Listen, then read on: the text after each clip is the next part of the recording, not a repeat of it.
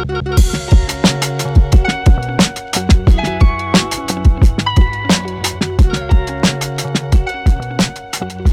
I'm Matthew Herzberg, and this is the Myopia Mindset. This is your weekly dose for motivation, education, and inspiration on your path towards success with myopia management. And I've got a very special episode lined up for us today. I've got three awesome experts in myopia management and orthokeratology on the call with me today. And we're going to be doing something a little bit different. We're going to be delving into the design aspects of orthokeratology. And before we get started, I'm going to introduce my guests, and then I'm going to hand it over to one of them, and then we're going to kick things off. So first, I'm going to introduce Miss Irene Sophia Joseph. She is a leading optometrist based in Dubai, a graduate of the Elite School of Optometry, and trained at Sankara Netralia. She began her career in hospital-based optometry before founding her own clinic focused on myopia management, orthokeratology, and vision therapy. Renowned for her work in specialty contact lenses, pediatric eye care, and electrodiagnostics. She's lectured globally and holds fellowships with both the International Academy of Orthokeratology and the British Contact Lens Association. Irene, welcome to the program. Thank you, Matt. Happy to be here. And if anybody wants to get in touch with you over the course of this episode, Irene, how can they do so? They can contact me on LinkedIn or Instagram. I'm on both handles. Excellent. And our other guest is Yashwant Saoji, a pioneering optometrist from Nagpur with thriving independent practice, specializing in contact lenses, binocular vision, and myopia management. He is a graduate of the Elite School of Optometry and a fellow of both LV Prasad Eye Institute and the International Association of Contact Lens Educators. He brings over 3 decades of experience to the field. Yashwant has earned multiple accolades, including Best Optometrist of the Year and Alumnus of the Year, and is a driving force behind Masterclass Optometry, which is an initiative focused on practical application-based training. Yashwant, welcome to the podcast. Hi, Matt. Thank you for having me here. Hi, Carrie. Hi. Same question for you. If anybody wants to get in touch with you, how can they do so? Well, same as Irene, because I'm pretty much there in all the social media handles, whether it is LinkedIn, Instagram, Facebook, email. So I'm available. Just run a search on my name, and I think you should have all the handles. Fantastic. And to round out this group is our returning champion, Matthew Herzberg. He is a renowned optometrist, orthokeratologist, one of the all-time gurus, one of the pioneers of our industry. He has over 50 years of experience in optometry, myopia management, pediatric practice. He's also my father. Gary, welcome back to the podcast. Well, thanks, Matt. It's great to be here again. So I'm looking forward to today because we have some distinguished guests with us, leaders in the field, that just my colleagues that I just love to rub shoulders with and exchange ideas all the time. They're just inspirations for me as well to work with them. Fantastic. Yeah. And before we get things kicked off here, a little bit of housekeeping. If you want to support the podcast, if you're interested in more, myopiamindset.com is how you do so. All right, so let's get to the questions that I've been taking notes on over the course of the episode for the panel here. So I want to go back to diameter, which was the very first thing we talked about. Why is diameter? Because the practices I've been in the consulting I did with J&J, where I would go into a practice and then fit a lens, and 9 times out of 10, if there was a problem, it was the diameter. The culprit was incorrect HVID measurement. That's where it all started. How do we fix this problem? Because I think this is one of the shortcuts that a lot of doctors are taking. They're not measuring HVID correctly. So I want to put this question to the panel. Why is this happening, and what kind of advice can we give to fix it? Let's start with Yashwant. Well, people are not in the habit of measuring HVID because they did not have custom diameters available up till now. So whatever is the HVID, we have to fit it from the same set, which is 10.6 or 10.5, whatever. But now that we have these options, and especially options for customization, I think every eye care practitioner should get into the habit of measuring the HVID and get the lens to about 95% of HVID. That will solve most of the issues, because we all know stability of the contact lens depends a lot on the diameter. Right. Irene, what do you think? So I agree that, measuring the HVID is the first step. As a usual routine, I don't think people do that. And nowadays, even for soft lenses, they really don't need not even the base curve or the curvature of the cornea. But yes, measuring that and having two different ways to do it. Either you take it from your topographer or you physically measure it with the scale on the slit lamp. So that gives a comparison. And the other best way would be to trial fit a known diameter lens and then decide on the lens diameter from there, even if you're not doing the corneal measurement. I think that helps a lot. Yeah. And Carrie, let me throw this one over to you too. Based on what was just said, if we have an incorrect diameter, what is and I'll open this up to the panel as a whole too, but I'll start with Carrie. If we do have an incorrect diameter, what's the best step forward when making an adjustment? Because obviously we didn't start out correct. So should we be washing out the patient if we realize we have the wrong diameter, or should we start making adjustments? And what do those adjustments look like? Yeah, and you don't want to hope you're not that far off, but of course you don't want to extend onto the sclera from the, you don't want to go over the limbus if you can avoid it, with the lens fit at all. But you're not, hopefully you were close enough that you can just adjust it a tenth or 2/10, nothing huge here, to change that diameter. If you feel like it's too large, if it's too small, you can, again, I don't recommend doing that large amounts of change in it, that refit. But you need to refit it because you can't even judge the fit. If your diameter, for instance, your diameter is too big, you're not going to be able to tell even what's going on in the cornea. It'll disguise the actual fit of the lens, with the fluorescein pattern. It's going to be too steep, and you just can't judge. Just come off the eye, yeah. Mm-hmm. It won't look good. Yeah. All right. The next question I had was around something that Irene said about kinds of initial alterations instead of, you're confident enough that what kind of alterations you can make starting out. We don't have to wait for the long-term effects to take place. I was wondering if we could go into that more. We'll start with Irene, and if the others have anything to add to it. I was fascinated by this. What kind of starting alterations have you learned to make, or that you can make starting out, instead of having to wait in that long term to see what happens? True. Like in some lenses, like talking about the diameter, if it's not a huge difference, then if you want to go like a couple of millimeters this way, or smaller or larger, then you might very easily judge from the fit of the lens itself and do the alteration. It's not going to alter the central fit much. So you don't have to even wait for another lens of a different diameter and then check the fit. You can right away order that, and it works. So this comes with time and experience. And even if it's the central flattening, if you want to go like a half a diopter steeper, flatter, then you can judge the power of the lens that you want to order, depending on which brand you use. Right. So I think these adjustments can be made right away.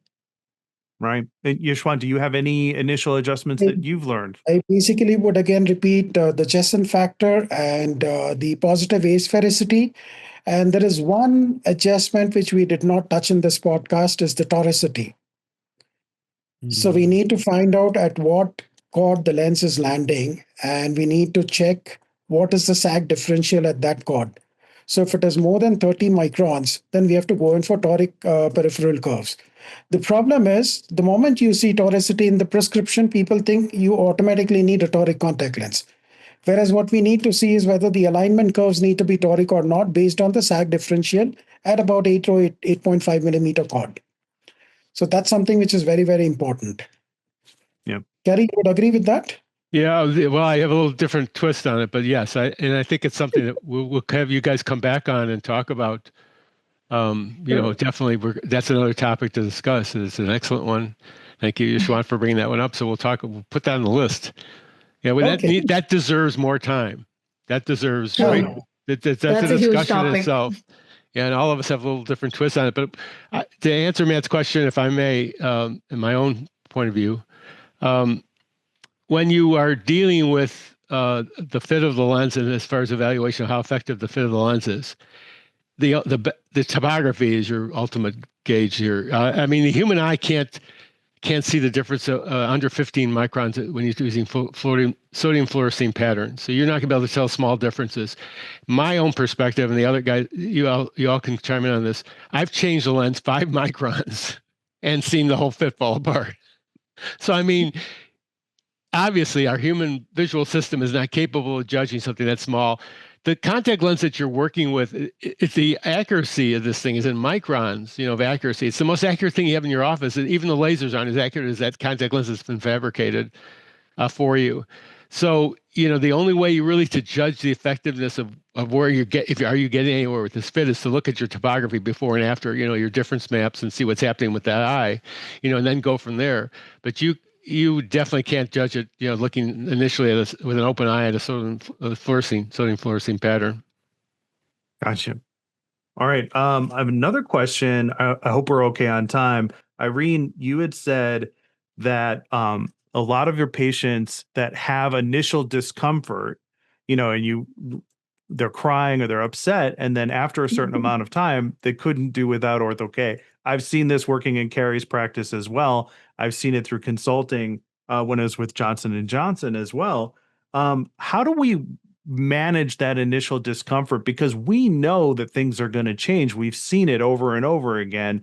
You would have these patients who are afraid to even touch their eye, but that doesn't necessarily mean they're not going to be good Ortho-k candidates. They can be, but we have to manage that discomfort phase. So I want to throw it over to the panel. What are some tips about managing that discomfort so we can get them to that golden period where they can't do without Ortho-k? They love it.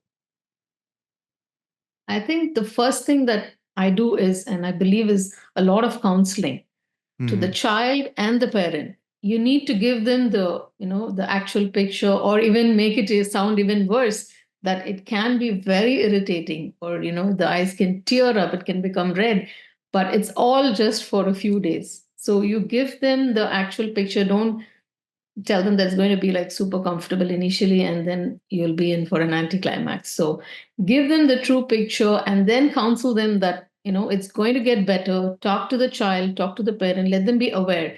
And that way they take it better.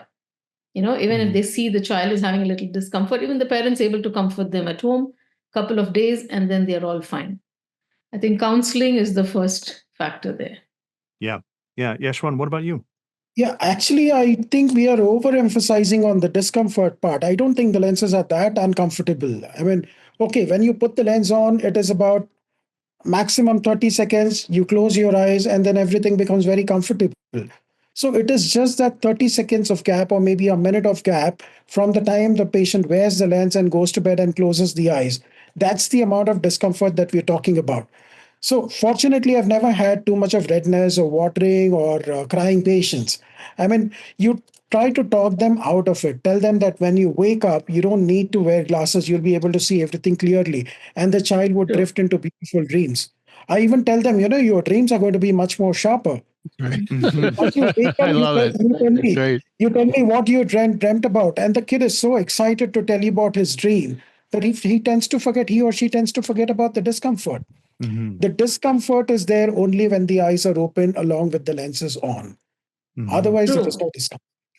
I mean, I would not agree to no discomfort. There is discomfort. There is. Because very young kids, 8, 9-year-olds, they don't take it easily. It takes at least 4 to 5 days for them to get adapted to it. So you keep the parents informed that it can be uncomfortable. The child can complain a lot. But you talk to the child that it's going to be like super clear and, very comfortable during the day, and give them the positive picture. I think that's how it works. Otherwise, middle of the night, I've had parents call me, message me, saying that the child is tearing. What should I do? I said, just fortunately, leave it. It's fine. Yeah. So Carrie, you need to give them both. You need to tell them both. Right. Yeah. Carrie, I grew up in your practice. It helps to be an Ortho-k wearer as a staff member, because you can relate that personal experience. And, I was an Ortho-k wearer. I hope to be soon after my 4-month-old is sleeping better through the night, which he's getting better and better at. So once he does, well, I am still an Ortho-k wearer. So you're okay. So let's go into that. Yeah. Yes. And the parents are very excited when I tell them that I'm still wearing it and my kids are using it. So, they get motivated. Yeah, That's awesome. It's a great tool. I think it's an often overlooked aspect of a practice to get your staff involved or to fit your own kids, like you mentioned, Irene. Yeah. True, Yeah. true. Yeah, it is. Yeah, in my experience, I've done a lot of contact Ortho-k fitting, over 10,000 fits and many. That's just where I stopped counting. I think I could count on one hand the number of patients that we couldn't get the program done because of comfort. I mean, it's such a small percentage. You remember them because obviously you do, because you always remember the negative. But for the most part, like Yashwant, like Irene are talking about, you give them a couple of minutes with those lenses on. It's almost like a miracle that even with their eyes open, it begins to settle down and they begin to get a lot more comfortable. And so what started out as being a little shaky kind of a couple of minutes turns into something very positive for the child, in the end. So there are just a select few patients that are, have really super sensitive and can't, have a tough time dealing with this. And I also, just as a sidelight, I did patent the scleral lens Ortho-k design that actually gets around that problem. But, Interesting. back in the day, and that was very effective as well as far as patients who had more sensitive eyes. So Nice. we did fit scleral Ortho-k. Yeah, That's a discussion for another day. Yes, yeah, it is. definitely. Yeah. I have seen in person a special needs kid who has sensory issues who had a horrible time starting INR for Ortho-k, but like most moms out there, his mom was an absolute rock star and helped him through it very slowly, got him wearing the lenses. And I had the benefit of seeing this kid's reaction the next day. This was a kid who was melting down because his sensory overload was happening. And to see him the next day, just like wide-eyed, looking around, pointing at things that he had never really been able to specifically detail before, absolutely life-changing. And it makes us want to not give up on any kid. Any kid could potentially benefit from this. And I love those experiences where they realize everything and then you have the connection with the parents, like y'all mentioned earlier. Do we have any way of communicating to the parents what their kids are going through before they start treatment? Because I know that this is a big disconnect with parents, is they may not even understand what their child is going through because they just are not seeing it through their kids' eyes.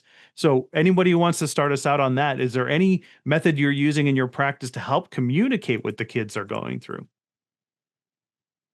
So for a kid who is requiring about -6 of myopia correction, if we just put +6 in the trial film and put it on the parent's face, I think that is more than enough for the parent to be convinced that the kid needs Ortho-k. Yeah. That's something that I routinely do. Okay. Yeah. If you have a patient whose parents have gone through LASIK, it's you talk about the LASIK experience, which is very similar to Ortho-k. They'll get it right away that's going to do a similar effect. It's it's really amazing how the relationship between LASIK and Ortho-k. We as the orthokeratologists and LASIK surgeons have a lot in common. We're doing pretty much the same thing to the cornea. As far as ours is a temporary change, non-surgical, but it's a similar effect. But you put that, you could show the parent that and what the difference is. But I found the best way is just if you've got a trial lens set in your practice and you put that lens on the eye, and you get through the initial tearing, which usually isn't too bad, and within 5-10 minutes you've got a miracle going on because you take the lenses off and the kids can, unless they got a really really high prescription, and even if they have a high prescription, they'll say, "My God, I can see the E now." Yes. Right? Yeah, it's pretty amazing stuff. True. Even if they're not reading, I mean, the whole chart, even if they read the 2200. The reaction from the kids, they're like, Yep. it motivates the parents also. They're like, really? You can see now? It empowers them because they're coming from a standpoint of being a victim. And now you've empowered them to do something about it. Their eyes have been getting worse. No one's really had a solution for this. And all of a sudden you're changing this and you're taking it from that victim status to being one who's empowered, who can now do something, has control. And that's an amazing difference. And the other difference I see is in parents, it's themselves. Like nowadays, the parents, they're very sensitive to how the child feels, how the child sees, and it's not that we don't have to really explain too much to them. In fact, they come asking us like, if we can make it any better for the child. So I think that way they are also very concerned these days. I'm seeing the younger parents. Yeah, that's a generational thing too. I've seen with my son here and his parenting now. He's doing so much better job than I did. And they're much more sensitive to the. We just grew up in different eras. It's like, True. Who thought about sending a child out that they were going to get snatched or something, or that you had to protect your kids and be aware of this. We did everything. Right? And so we did everything. We didn't even think about it, even things that today they would say, no, you don't do that. It's dangerous. So, so parents are a lot more aware of everything today. Right. Yeah. So this has been great. Do any of you want to, offer any other things that you're doing? I mean, we're going to, my perfect intention is to bring you back again and let's do this again and talk about, carry on with the topics and to another, to the next series if we can.